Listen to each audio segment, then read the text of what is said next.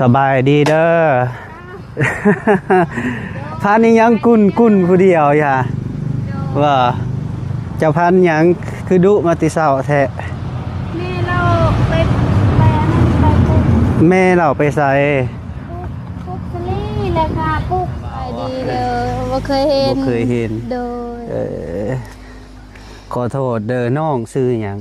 ซื้อแท้ซื้อล่าแบบว่า FC เราตั้งให้ซื้อดอกแคซื้อดอกแค่โดยซื้อเป็นตะม่วนแท้ ส้มกับหน้าตาเนาะโดยน้าบ้าวซื้อบ่าวแก้วเด้อเจ้าเอิญยังนี่ไม่เนี่ยห้องในได้ใหม่เอาล่วงล่วงโดยไหนบ้าหุ้ย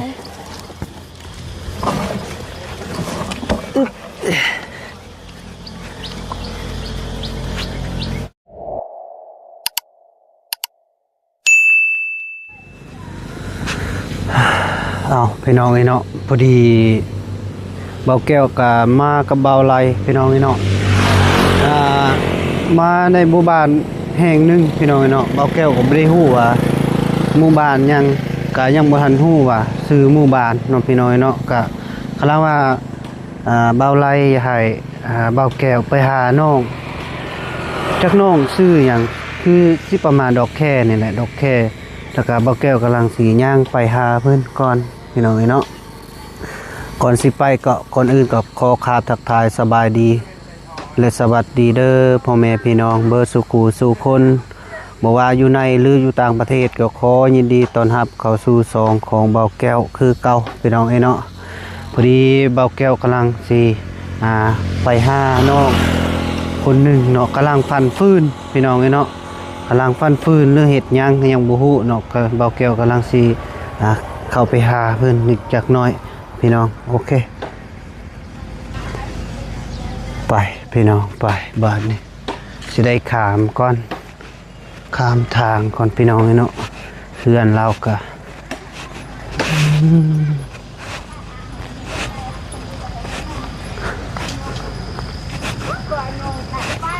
ประมาณนี้แหละพี่น้องเนาะเพื่อนน้องเรานะก็บอกแก้วยังทันผู้ว่าเรื่องเล่าเป็นยังไงเนาะอายุหรือว่าซื้อก็ยังบ่ทันฮู้เนาะ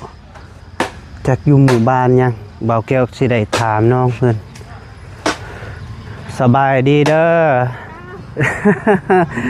พันยังกุนผู้เดียวอย่าว่าเจ้าพันยังคือดุมาติเสาแท้แม่เราไปปุ๊บแม่เราไปใส่ปุ๊บสลี่เลยค่ะปุ๊บปลูกสลี่เจ้าอยู่เฮิรนบ่โดยน้องแบบว่าอันนี้ค่ะโอ้อนามัยเพิ่นบักใหม่นี่ลงบ่โดยกกขามคือบักนะแบบว่าเนี่ยน้องคือแบบว่าเฮ็ดหยังสิให้เขาทมเดี๋ยวแบบว่านำมันไหลมาติดโอ้เลยมันเจือนเข้ามาเลยอนุญาตเด้อเลยยันดินมันเจือนแล้วก็เจ้าสิเอาดินมาถมบ่โดยโอ้โดยเจ้าเฮ็ดหัวอ้อมโลดก็เอาดินมาถมพอดีมันจึงแน่นโดยก็เอาขอนไม้นี่ก็ตันไว้ก็ได้หรือว่าเฮ็ดพื้นก็ได้เจ้าก็ปลูกผักปลูกหญ้าโอ้คักเลยนี่นะบรรยากาศดีเนาะสบายดีเด้อเคยเห็นนะบ่าวสบายดีเด้อบ่เคยเห็นโดยขอโทษเด้อน้องซื้อหยังซื้อแท้ซื้อล่าแบบว่า FC เราตั้งให้ซื้อดอกแคซื้อดอกแค่โดยซื้อเป็นตะม่วนแท้ส้มกับหน้าตาเนาะโดยน้าบ้าวซื้อบ่าวแก้วเด้อกับทีมงานเดียวแต่ว่าก็บ่เคยขึ้นมาจักเทื่อหากมาครั้งแรกในชีวิตเลยก็บ้านหยังนี่ฮะซื้อบ้านซื้อบ้านห้วยยลุงแต่ว่าเขาติดป้ายคือป้ายบ้านกระดับโดย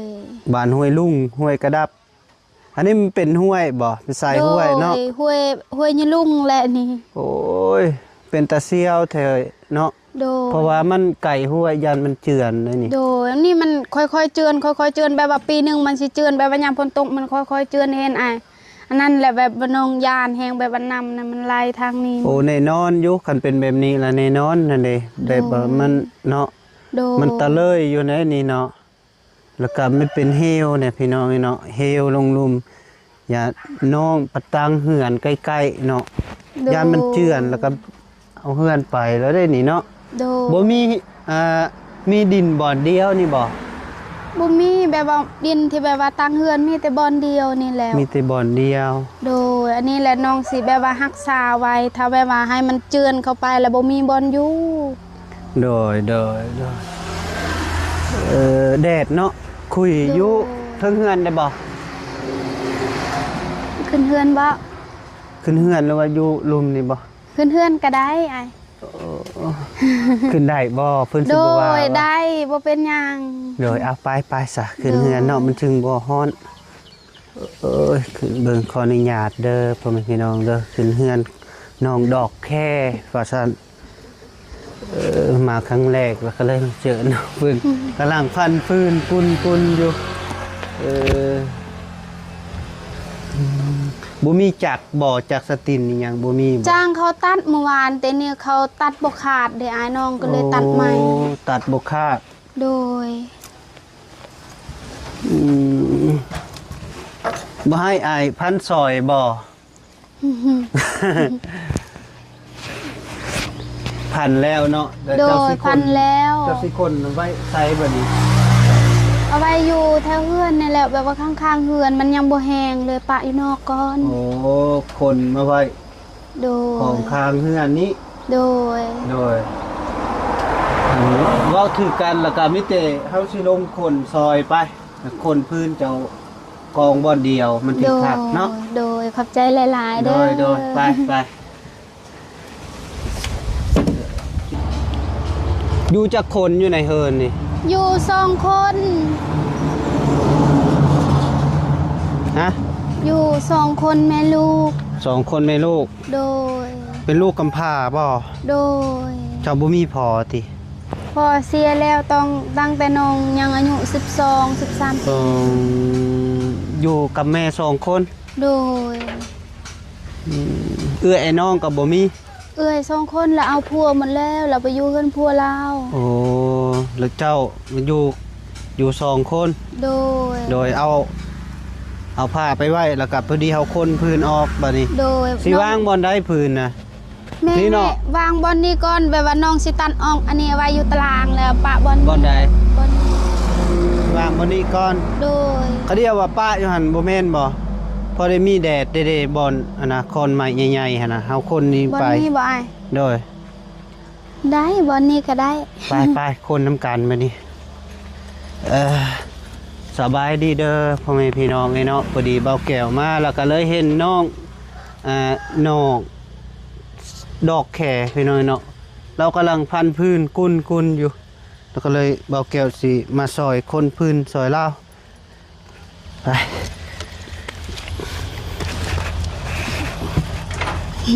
มันหนักเนาะแบบว่าไม่อัน โอ้ นี้ ยมายังดิบหนักอยู่ โดย ระวังเด้อมีดผ้าน่ะจะปะเดือนนั้นนะอึบโย่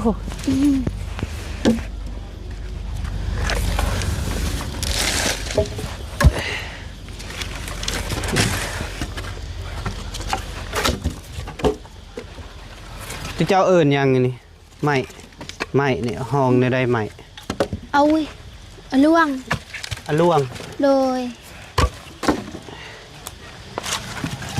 อุ้ยฮะล่วง อุ้ยเป็น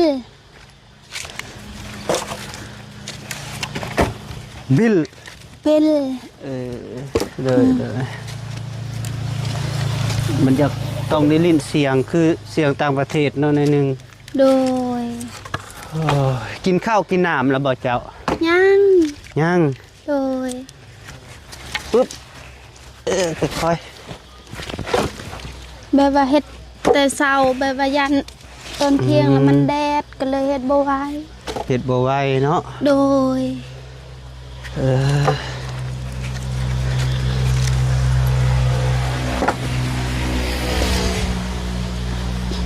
ห้ามได้บ่ดิ 2 คน เบิ่ง อุ้ยอุ้ยอุ้ยไปค่อยเอาจับอันนั้นก็ได้ แค่นี้บ่ได้บ่ ถูกเอา1 2เอ้ยอ่ะป่านนี้ละโดยพอดีเขาไปพันพุ่นทิมมาพี่เนาะโดยนี่แหละเห็นดินมันเจือนหมันแล้วนี่เห็นไอ้นำมันทะลักเข้ามาโดยดินเจือนเนาะโดยแบบว่านำฝนตกมันแห้ง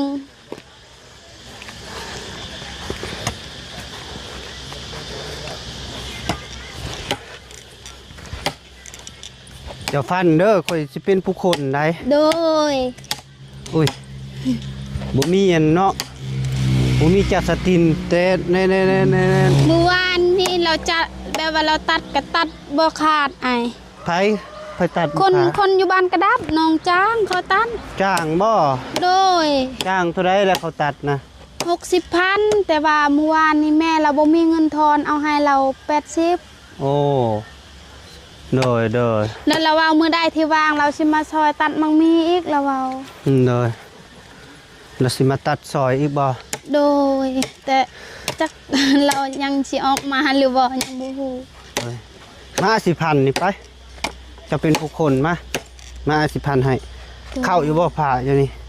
บ่ได้ล่ำมื้อนี้บ่ได้ล่ำโดยได้ฝนเนาะโดยฝนอุ้ยพอได้อยู่เลยเนาะโดย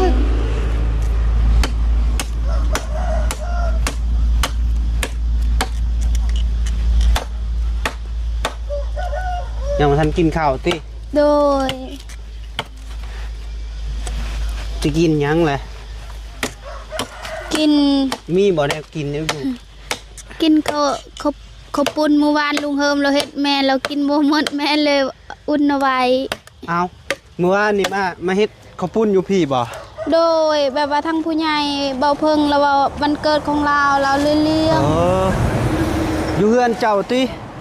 อยู่เฮือนใจดีอยู่ไสแม่เฮือนใจดีนะนี่หลังน้อยนี่โดยโอ้เพิ่นกำลังถ่ายคลิปนะบ่โดยโอ้ใจดีแม่เล่าอันนี้แม่เราบ่นี่โดยแม่เล่าเราบ่อยู่ติโดยจักเราไปใส่ยันบ่เราอยู่เฮือนลาวแหละอยู่เฮือนแม่เฒ่าเราไปเฮือนแม่เฒ่าบ่แม่นเราไปอยู่พุ่นบ่โดยเราไปอยู่พุ่นเฮือนแม่เฒ่าของเราแหละแบบแม่เฒ่าเนาะเอิ้นแบบว่าแม่ของแม่เนาะอ้ายโดย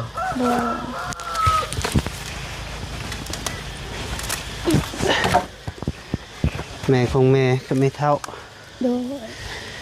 ได้ป่ะ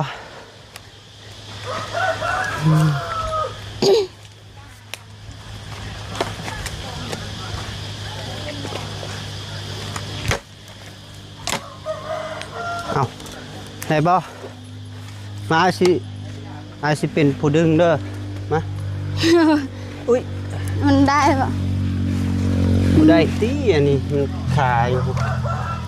มันขาแบบมันขากิ่งนะหนาเลยเนาะโดยเด็กได้อยู่นี่เป็นแบบ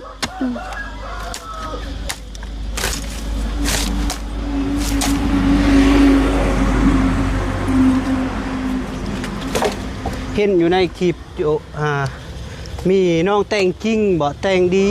โดยแต่งจริงใจดีเลี้ยงโดยนั่นแหละเพื่อนแต่งจริงแหละนั่นเพื่อนเขาเฮ็ดใหม่โอ้เพื่อนเฮาก็เฮ็ดบ่โดยว่าตัดก่อนไอ้เว้ยได้บ่ดึงสะก้อนจึงพันโดยอึดมาพันอยู่พี่ก็ได้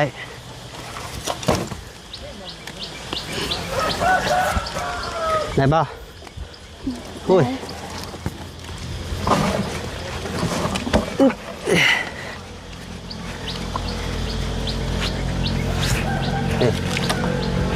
ได้แล้วเด้มาเลยเนาะ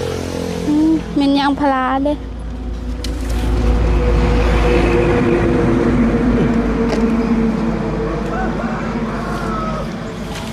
ตัดกิ่งก่อนตรงนี้ ตัวนี้ผ่านแล้วบ่ยังเนาะ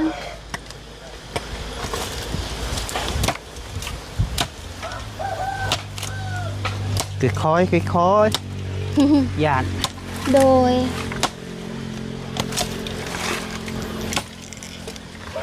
เจ้านายุจักปีเลยเจ้า อายุ โดย นี่24ปีคันว่าฮอดเดือน8เต็ม25ปี โอ้ เดือน8วันที่9 โดย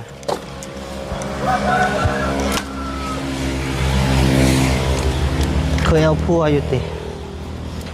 บ่เคยผู้สาวไอ้โสด ตัวติ โดย โสดไทบ่ โดย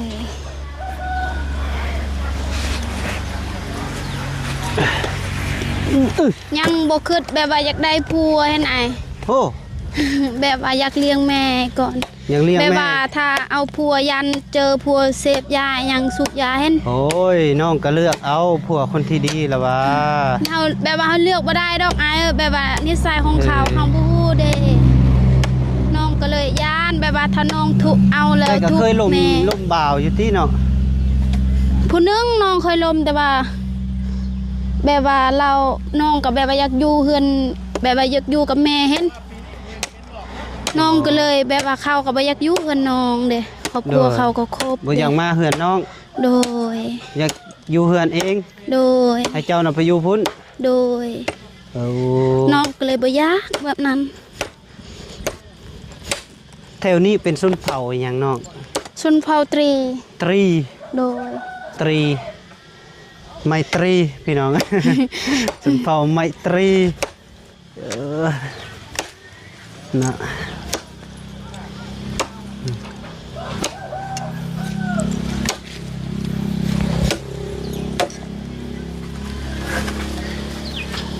อ่านเด้อไอ้ เฮ้ย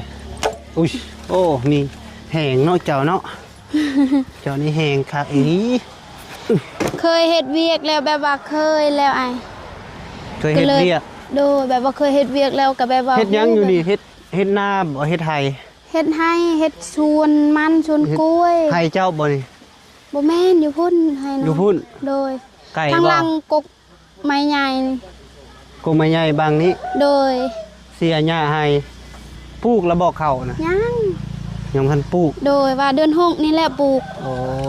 เดือน6นี่สิปลูก โดย พันธุ์ในอ้ายตัวนี้ได้บ่นี่โอ้ชึบ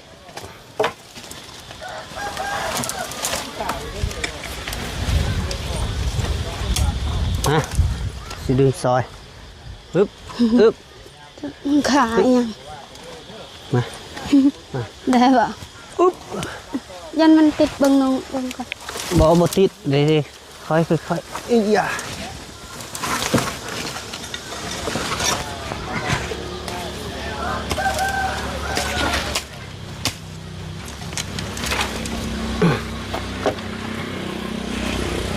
เลย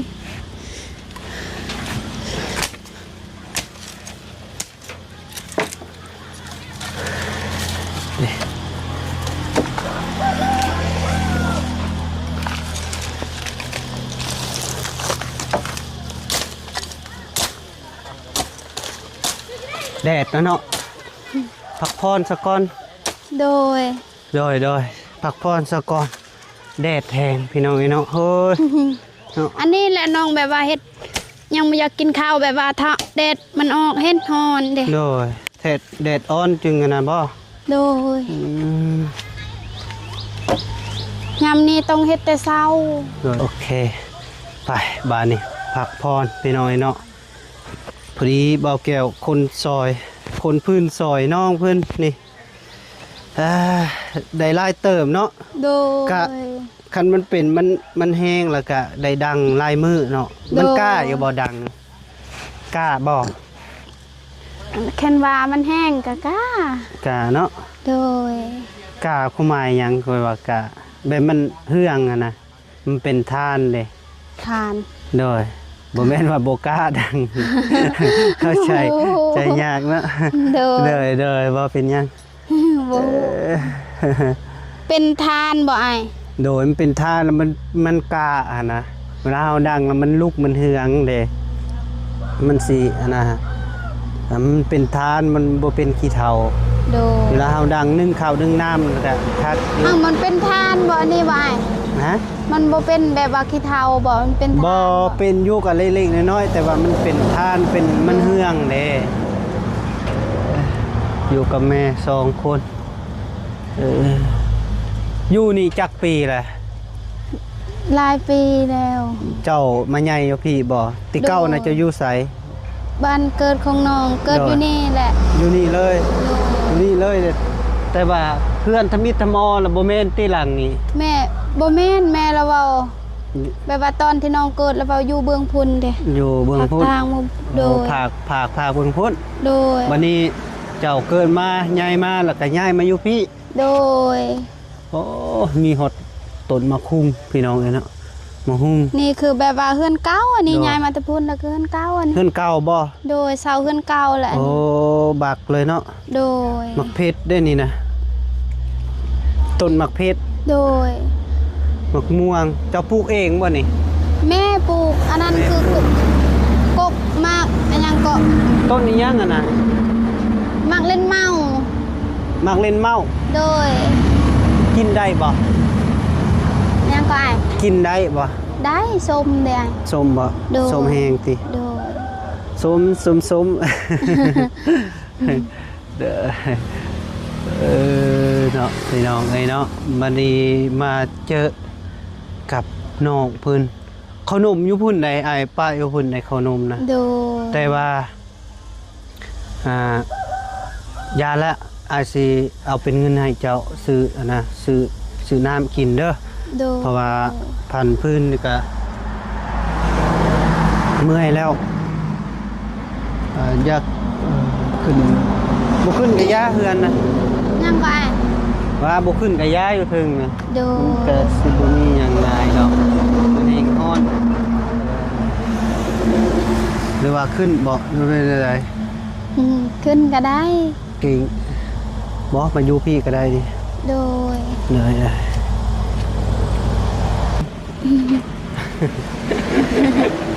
เอ้ยเนาะบ่ได้ขี้คุยพี่น้องเนาะคุยมาดี เพราะว่าบางคนบ่เคยเห็นคนมาใหม่พี่น้องเนาะอยู่ทูบเบอร์กะบางคนก็บ่กล้าคุยแต่น้องคนนี้เราคุยได้พี่น้องเนาะได้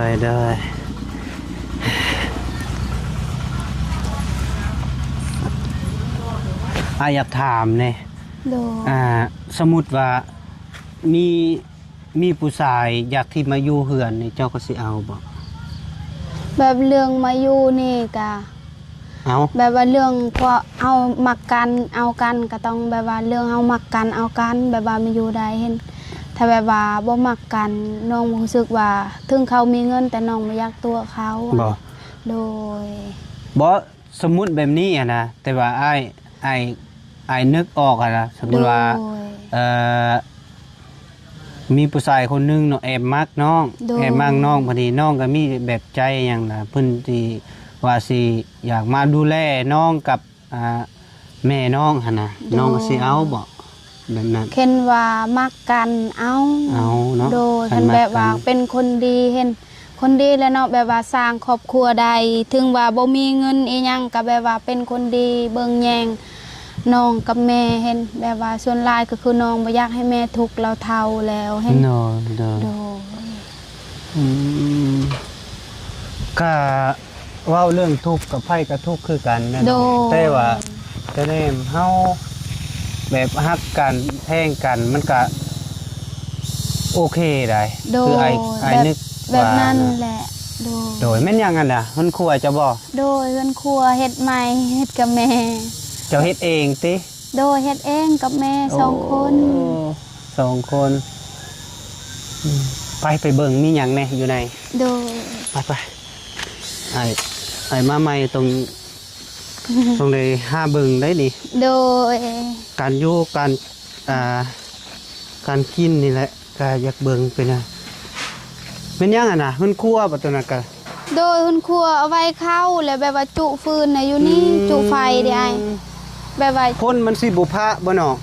มดคันว่าเวลาฝนตกแล้วแบบเป็นลมแห้งสาดหมดทาง โอ้ ใน ศาสตร์เนาะ โดยแล้ว อ๋อ เอาไผบาทเราบังไว้แบบว่าอยู่เทิงยานฝนตก โดย มันเปียกเขา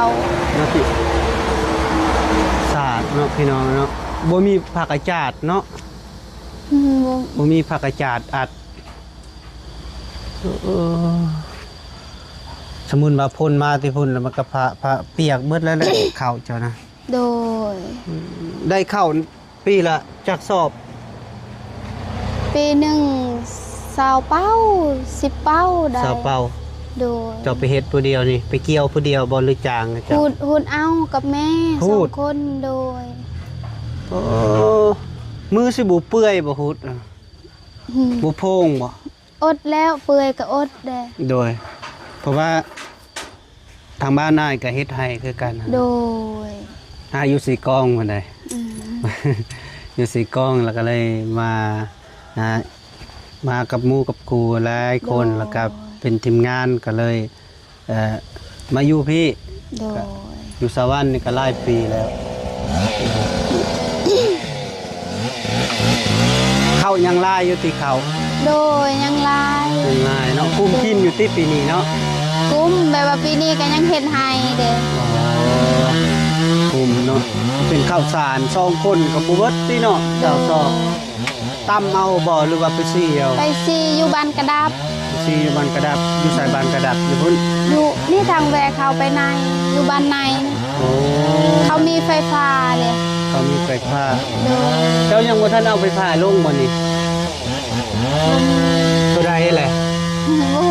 บ่ฮู้ โดย ยังบ่ทันมีไฟฟ้าอยู่มืดเลย โดยแบบว่าใส่แต่แสงโซลาร์เซลล์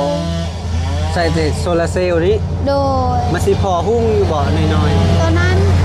ๆอ๋อตัวใหญ่ครับ โดย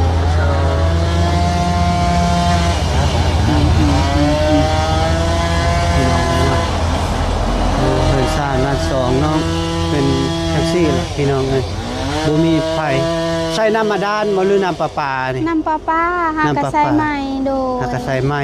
ลองไปเปิดได้เบิ่งมาดูว่ามันสีออกแห้งอยู่บ่โอ้ขาดเลย พักได้นำแล้วก็ปลูกพักเลย ปลูกผักจะปลูกผักบ่นี่ โดย โตปลูกผักก็อยู่ห้องมื้อ นี่ฝนตกแห้งมันสิบ่เจือนบ่เซาะบ่ อันนั้นเดี๋ยวมันไปบนทางเฮือนน้องเดบบอนอันนั้นเด็ บ่มี มัน เนื้อ บ่ ที่ ไปเลยทางนี้ เจ้าคือบ่ปลูกแถวนี้นะเดินนี่นะ แบบว่าติดเฮือนแห้งแบบว่าย่านมันเปื้อนเดียว โอ้ยามมันเปื้อน มันบ่เปื้อนนะ โดย ปลูกผักอยู่นี่มันเวลาฝนตกแห้งมันก็เซาะเจือนเบิดแล้วนี่ฮะ โดย เลยอันนี้หุ่นครัวสิหุ่นครัวน้องเพิ่นพี่น้องสะอาดคักอีทิแบบนี้นะบงหยัง บงคน บงคัน โดย ลายบ่ โดย ยานบงก็ยังยานอยู่เมื่อวานนี่ก็เด็ดๆมันไตเนาะ โด บ ย งนะเนาะพอดีเบาแก้วกาคุยกับน้องกาที่ว่าที่ไปที่มาที่อยู่ของน้องกะเธอว่าอยากโอเคอยู่น้องเพิ่นลูกพี่น้องเนาะน้องคำพาพี่น้องเนาะน้องแตงกินบ่น้องอิหยังบ่พอดีเบาแก้วสิเอาเงินให้เนาะซื้อน้ำพี่น้องเนาะให้เราซื้อน้ำกินนะพันพื้นเมื่อยบ่เมื่อยบ่เมื่อยพันพื้นเมื่อยแล้วอะเอาเงินให้เรา30,000กีบพี่น้องเนาะ โดยขอบใจเด้อ โดย ขอบใจหลายๆเด้อ โดยมันเป็นอย่างในหักแพงสู้ๆยังก็สู้ๆอยู่นะแม่หักแพงแม่ยังจะสู้เด้อมื้อหน้านาบ่าวมายามใหม่เด้อ โดย โดยเอาคลิปนี้กับบ่าวแก้วกับอำลาคนเด้อพ่อพี่น้องขออยู่ดีมีแรงสุขภาพแข็งแรงเจ็บอย่าจนอย่าขาดอย่าจนโศกบ้านร่ำรวย ปีใหม่ปีนี้มีแต่คนรวยๆเด้อพ่อแม่พี่น้องอยู่มันคนยืนรถปีรถไปโดยบายบายบาย โดยสบายดีเด้อ โดย